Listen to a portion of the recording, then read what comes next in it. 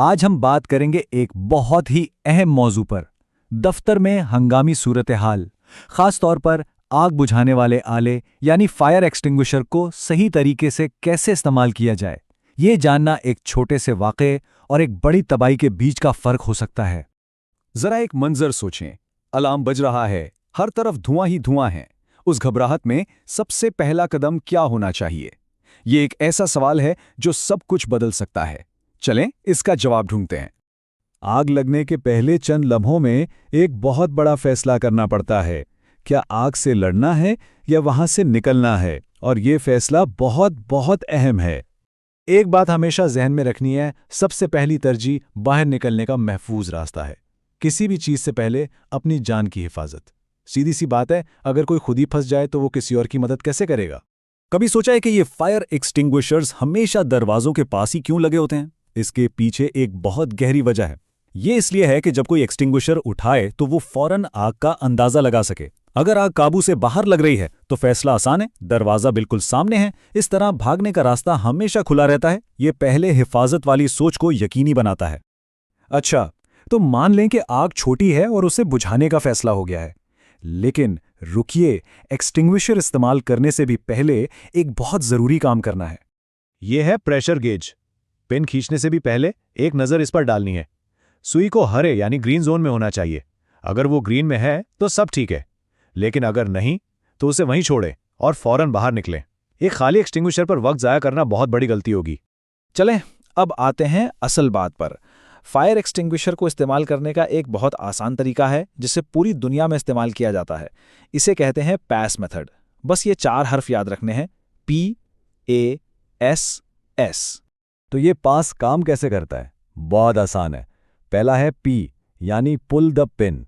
इसकी पिन को जोर से खींचें, इससे इसका सेफ्टी सील टूट जाएगा। फिर है A यानी एम। नोजल का निशाना शोलों पर नहीं बल्कि आग की जड़ पर, बिल्कुल नीचे जहां से आग शुरू हुई है। इसके बाद है S यानी स्क्वीज द लीवर। लीवर को आराम से और एक साथ दबाएं। और आखिरी S का मतलब है स्वीप। नोजल को ऐसे दाएं से बाएं घुमाएं जैसे झाड़ू लगा रहे हो, ताकि आग की पूरी बुनियाद कवर हो जाए। ये बात समझना बहुत जरूरी है। असल में शोले तो बस आग का असर है, असल चीज वो फ्यूल है जो जल रहा है।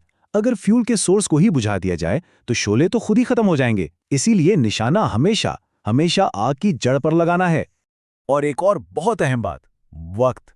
एक आम फायर एक्सटिंग्विशर में औसतन सिर्फ 45 सेकंड्स का स्प्रे होता है, बस। इसका मतलब है कि हर सेकंड कीमती है और काम तेजी से करना होगा। देखें, आग बुझाने का मतलब सिर्फ शोलों से लड़ना नहीं है। आसपास का माहौल, खासतौर पर धुआं, खुद एक बहुत बड़ा बल्कि पोशीदा खतरा है। इसके पीछे साइंस बहुत सादा है। धुआं गर्म होता है, इसलिए वो हमेशा ऊपर की तरफ उठता है, और जो ताज़ा हवा होती है वो ठंडी और भारी होने की वजह से नीचे फर्श के करीब रहती है। यही वजह है कि कहा जाता है कि आग लगने पर हमेशा नीचे झुककर चलना चाहिए। अगर कभी धुएं से भरे कमरे से निकलना पड़े तो याद रखें, साफ हवा नीचे मिलेगी। अच्छा, एक आखिरी मगर बहुत जरूरी बात। क्या हर किस्म की आग एक कैसी होती है? नहीं, बिल्कुल नहीं। और ये जानना बहुत जरूरी है कि किस किस्म की आग है, ताकि उसके लिए सही टूल इस्तेमाल किया जा सके। आमतौर पर आग की 3 किस्में होती हैं। क्लास ए, ये लकड़ी, कागज, कपड़े जैसी चीजों की आग है। याद रखने का आसान तरीका, A फॉर ऐश यानी राख, क्योंकि ये चीजें जलकर राख छोड़ती हैं। फिर है क्लास बी, ये पेट्रोल या तेल जैसे फ्लेमेबल लिक्विड्स की आग है।